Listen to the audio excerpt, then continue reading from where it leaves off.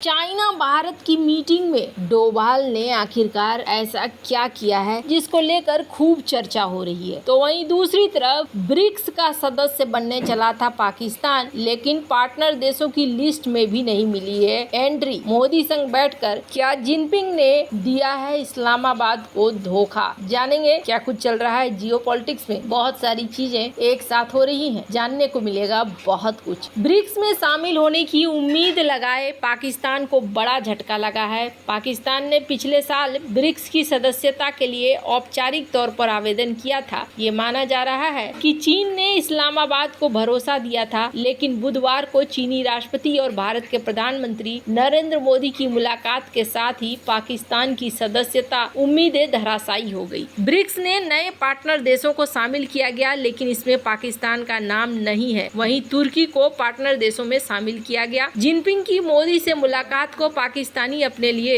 एक धोखे की तरह देख रहे हैं। प्रधानमंत्री नरेंद्र मोदी ने बुधवार को कहा कि भारत ब्रिक्स में अधिक भागीदारी देशों का स्वागत करने के लिए तैयार है, लेकिन इस संबंध में फैसले सर्वसम्मति से लिए जाएं। 16वें ब्रिक्स शिखर सम्मेलन के बंद सत्र में मोदी ने 9 सदस्यीय समूह में पाकिस्तान के प्रवेश के लिए रूस और चीन के मौन समर्थन का परोक्ष उल्लेख किया और कहा कि ब्रिक्स के संस्थापक सदस्यों के विचारों का सम्मान किया जाना चाहिए। इससे ये साफ हो गया कि भारत के बिना पाकिस्तान की ब्रिक्स में एंट्री संभव नहीं है। रूस और चीन के अलावा ब्रिक्स के 2 अन्य संस्थापक देश भारत और ब्राजील हैं। ब्राजील, रूस, भारत और चीन द्वारा स्थापित समूह ने साल 2011 में दक्षिण अफ्रीका का स्वागत किया था। अब 4 नए सदस्यों के जुड़ने के साथ इसका विस्तार हो गया और इस संगठन में शामिल होने के लिए 30 से अधिक देशों ने इच्छा जताई, जिनमें श्रीलंका, पाकिस्तान, तुर्की और कोलंबिया शामिल है। रूस और चीन पाकिस्तान के लिए समर्थन कर रहे हैं। रूसी उप प्रधानमंत्री एलेक्सी ओवरचुक ने सितंबर में सार्वजनिक रूप से पाकिस्तान की बोली का समर्थन किया था। ब्रिक्स में पाकिस्तान की बोली के लिए भारत सबसे बड़ी बाधा है। भारत और पाकिस्तान के बीच संबंध ऐतिहासिक रूप से तनावपूर्ण रहे हैं। दोनों देशों के बीच वर्तमान में उच्चायुक्त स्तर पर कोई राजनयिक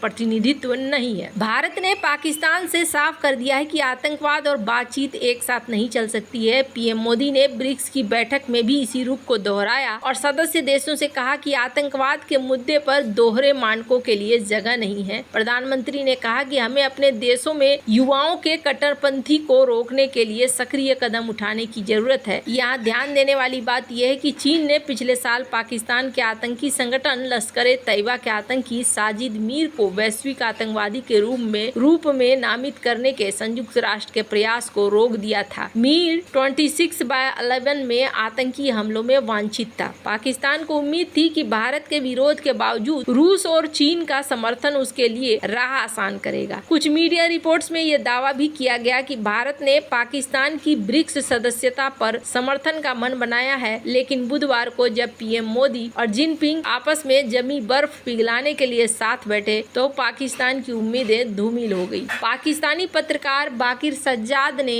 एक्स पर लिखा, झूठे वादे और क्षणिक आशावाद ने पाकिस्तान को खाली हाथ छोड़ दिया। इसे जियोपॉलिटिकल वास्तविकताओं का गंभीर सबक बताया। ब्रिक्स ने नए देशों की सूची भी जारी कर दी। अल्जीरिया, नाइजीरिया, युगांडा, यूरोप से बेलारूस, लैटिन अमेरिका से बोलीविया, क्यूबा, एशिया से तुर्की, दक्षिण पूर्व एशिया से इंडोनेशिया, मलेशिया, थाईलैंड, वियतनाम, मध्य एशिया से उज्बेकिस्तान और कजाकिस्तान। पर यहाँ पर जो सबसे दिलचस्प बात थी भारत और चाइना की मीटिंग। यहाँ पर यह देखने को मिला कि चाइना और भारत के राष्ट्राध्यक्षों ने यहाँ मीटिंग करी और इस मीटिंग में काफी सफलता बताई गई। यहाँ पर आप देख सकते हैं शी जिनपिंग ने क्या कहा इस मीटिंग को लेकर, तो वहीं पीएम मोदी ने फिर क्या कहा इस वीडियो में आप सुन सकते हैं। हमारा मानना है कि भारत और चीन के संबंधों का महत्व केवल हमारे लोगों के लिए ही नहीं, लेकिन वैश्विक शांति, स्थिरता और प्रगति के लिए भी हमारे संबंध बहुत अहम है। पिछले 4 वर्षों में उत्पन्न हुए मुद्दों पर बनी सहमति का हम स्वागत करते हैं। सीमा पर शांति और स्थिरता बनाए रखना हमारी प्राथमिकता रहनी चाहिए। यहाँ पर भारत ने स्पष्ट कर दिया कि कोई भी चीज जो बॉर्डर में हो रही है वो हमारे लिए बहुत ज्यादा महत्वपूर्ण है और हम बॉर्डर में शांति को भी चाह रहे हैं। ये बात सच है कि दोनों देश एक दूसरे के साथ मिलकर आगे बढ़ सकते हैं, लेकिन बॉर्डर हमारी प्राथमिकता है। ये वीडियो बहुत ही ज्यादा वायरल हो रही है क्योंकि इसमें आप देखेंगे जब पीएम मोदी अपनी स्पीच को दे रहे हैं, बोल रहे हैं, तो डोभाल यहाँ पर अपना सर हिलाते हुए भी दिख रहे हैं। डोभाल हर उस मुद्दे पर समर्थन देते हुए दिख रहे हैं जिस मुद्दे पर पीएम मोदी चाइना को घेर रहे हैं। हालांकि फिलहाल के लिए शी जिनपिंग ने भी यही कहा कि हाँ जी, दोनों देशों के बीच में जो भी समस्याएं हैं उन समस्याओं का समाधान होना चाहिए और सही तरीके से होना चाहिए। लेकिन यहाँ देखने को मिल रहा है कि ताइवान के लिए भी क्या एक कंसर्न है। ये माना जा रहा है कि क्या इस डील के बाद ताइवान अलग थलग हो गया, अकेला पड़ गया। तो ऐसा भारत ने